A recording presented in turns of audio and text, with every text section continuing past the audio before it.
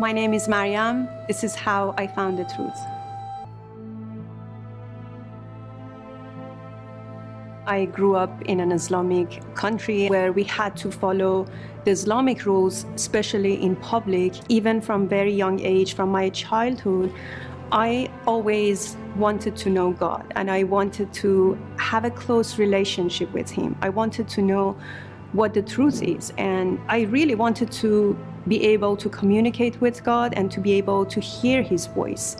And I remember after a long time, trying to find the truth, trying to follow some of these rules and trying to do some research on my own, I realized that none of them could really help me to get close to God. I felt like it was just me talking to God, trying to have relationship with God, but I wasn't receiving anything from Him. There was a time that I was just so frustrated. And I was so tired of following Islamic rules or religious rules or trying to even find the truth this way. I was around 17 when I completely stopped doing or following any religious rules. At nights, I would look up into the sky and I would just talk to God. I didn't know who He was. I didn't know the truth about Him. I would just talk to Him sometimes for an hour in my own language, Farsi. And I was asking Him to show me the truth. And I was asking Him to communicate with me and talk to me. And one day, my sister came home. She had a little booklet in her hand. The name on that booklet was His Name is Wonderful. And she just gave that little booklet to me. It was, I think, maybe 20, 30 pages. And she said, this is about Christianity.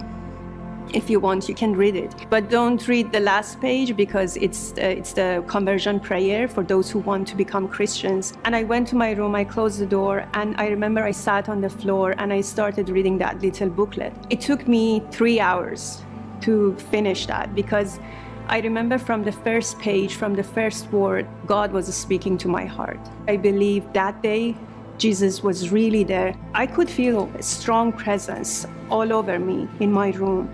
And I remember I was just crying for 3 hours and I was reading every single word in that book. This was the first time really I heard anything about Christianity. I believe that Jesus Himself revealed the truth to me that day. When I got to the last page of that booklet, I had no doubt that Jesus is God. I prayed the conversion prayer. I gave my heart to Jesus. And that day, God really changed my heart. I could feel Jesus' love in my heart, and I could give the same love to other people. After I became a Christian, I became involved in the church in Iran. I had so much passion to share the message of salvation to people, to my family members, to my friends, and to some strangers. When you experience the love of God and when you find the truth and you know that majority of people in your country, especially your family members, are living in darkness and they don't know the truth, you want to share the same message with them because you experience that love, you experience that amazing presence of God, and you want to share the same thing with other people. So for years, really, when I was going to Assembly of God Church, I was involved in evangelizing, and that was really the main thing that would make me happy, evangelizing people and talking to them about Jesus and inviting them to church. But after years, I met my best friend, Marzieh, and we quickly found out that we both had the same heart, and we both really were passionate to talk to people about Jesus. We knew that most people don't have access to Bible because it's forbidden in Iran. You can't sell Bibles in bookstores.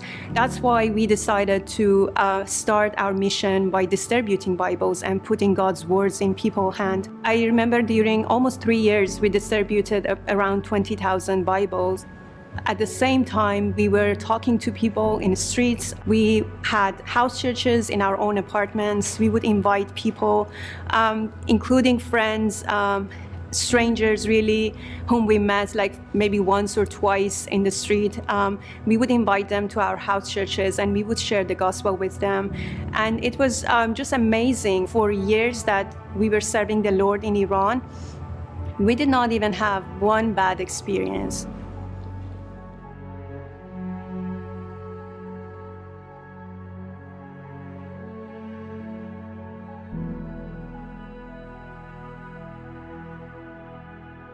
So Qom, or in Farsi we say Qom, is really the center of faith for Shia Muslims. And one day my friend Marzi and I decided to go there and take some Bibles, because we were really distributing Bibles not only in Tehran but in some other cities. When we got there, there was this gentleman standing there, and he offered us to wear some chador, and he said, well, in order to be able to enter this place, you need to wear these chadors. And I completely forgot where I was. I just told him that we are not Muslims, we are Christians, and we passed. And I remember after we passed, we went to the bathrooms, and we heard that the same person was shouting, and he came after us, and he was shouting, two Christian girls, Christian girls, where are you? And we just didn't show ourselves. And after that, we came out, and we actually used those chadors. We wore them, and we went inside that, the holy place for Muslims. It's really one of the holiest places for them in Iran. And we just walked and prayed. We put some small New Testament in some corners. We were hoping and we were praying for the people who were coming to that place, because most Muslims, even though they don't know the truth, some of them are not really religious, they are not prejudiced Muslims, they just are looking for the truth. And we were hoping that when they come to that place to find God, to talk to God, they could find some of those Bibles and God could speak to them. During all those years that we were evangelizing and talking to people about Jesus, God really protected us, and nothing happened to us until that day we were arrested and we went to prison.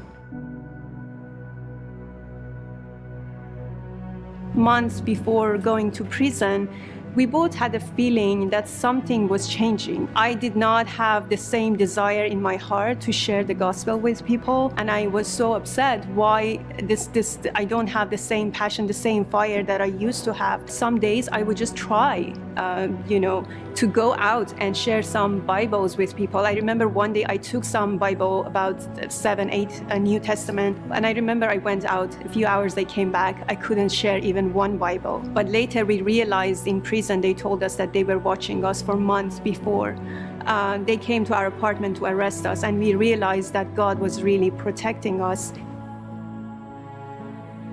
It was in March 2009 that we got arrested. Some security officers, they called Marzieh on her phone early in the morning. They told her that they wanted her to go there for a different reason, but later she realized that it was really because of her faith and because of our activities. When they came back, I was in the apartment. They took everything that was related to Christianity in our apartment. They took the Bibles that we had. We had hundreds of Bibles, but we had thousands in the basement, and we were just praying that God would protect those Bibles, and He did.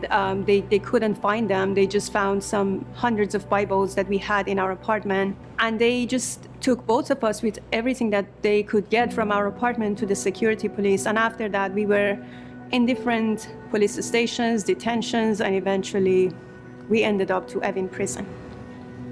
I remember the first interrogation, our interrogators threatened us to physical torture. Marzi and I went back to this dark cell in the basement, which was really awful. The first day that we got arrested, we were in that police station until midnight, really, and we had separate interrogations with that interrogator who was trying to put pressure on us and threaten us. The condition was horrible. When we got there, it was midnight, and there was just this guard who gave us some wet blankets. They smelled strongly of urine.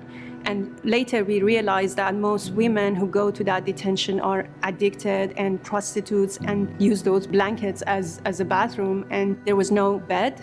It was a concrete floor. The guard told us to grab some of these blankets and sleep somewhere. The only thing that really helped us to overcome that shock and fear and those threats was really God's presence. We would just pray and ask the Holy Spirit to give us power and the strength to stand that difficult condition in prison. There were so many young girls, as young as like 14, 15, who were coming to that prison, and they were so lost and they wanted to hear the truth. They were so open. Most of those women were just victims of the Iranian regime. Some of them would tell us that how they were abused during their childhood, and then the society, how the government and really the society and Islam destroyed their life, and it treated them as a second-class citizen. And because in Iran really women do not have the same value as men. They are treated as second-class citizens. Before going to prison, we were going after those people. We were going after especially prostitutes because we had a house church for them. But now we were with them, and every day they would bring more people into that detention, and we could share the message with them. We could pray with them, and it was an amazing experience of how God used us as a tool to give his message to those people. But another heartbreaking thing that we really experienced in prison was seeing small children. Like when we went to Evin prison the first night, we were so surprised to see kids really from 2 to maybe 5, 6 years old. Those kids were sometimes abused, even physically, by other prisoners, and they were not getting any attention. And the kids imagined that they were born in prison. One day I was in the yard. There was a small yard in Evin prison, and one of those kids saw for the first time a bird in the sky, and he was so shocked, and he was just screaming that and pointing out to that bird. It was so heartbreaking.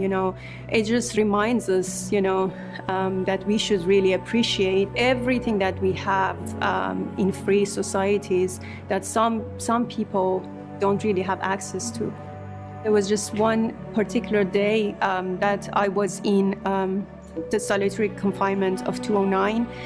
They transferred both me and Marzia to that section. I was with another political prisoner, and we were in that place for 40 days. It was just a small room, and there was a light that was on all day and night. They would just come and bring some food for us twice a day or 3 times a day. We had to spend all of the time in that cell waiting for them to come and take us for interrogation, which most of the time was something between 7 to 8 hours. And I remember one day I was just, I think it was a day that we came back from one of the interrogations.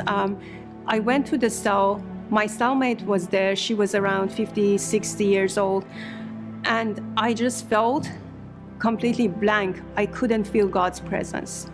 And it was really the first time after I gave my heart to Jesus that I couldn't feel anything. I couldn't feel God was there. I couldn't hear his voice. And I think that was the scariest moment in my life. Nothing was scarier than that. And I didn't know what to do. And I felt like I couldn't breathe. And I remember I lay down and I felt like I needed to sing. And in that, in that security building, you are not really allowed to even speak loudly. But I felt like I needed to sing like some worship songs. And I remember I started with singing in tongues and then sang some worship songs loudly, And I remember at the beginning, my cellmate was so scared and she was saying, "Mariam, please be quiet. They will come and they will punish you." But I kept singing. And I remember after singing like maybe for 10 minutes, I could feel that cell was full of God's presence. And later my cellmate told me that I could feel the presence of God. And she even asked me to teach her some of those worship songs. I learned something that day, and God really spoke to me, and he really reminded me that I am always with you, even though you don't feel my presence. From the beginning, it was really God's strength and power that helped us to stand on our faith. Without his presence, I couldn't stand even one day in prison. If you seek the truth, if your heart, really deep in your heart, you want to know the truth about God, he has so many different ways to show you the truth. God is a powerful God, and no one and no other government, no agents can stop him. He's powerful and he can speak to your heart. We can go through so many different forms of persecution, but his presence and his words really strengthen us and helps us keep moving. My name is Mariam, and I found the truth.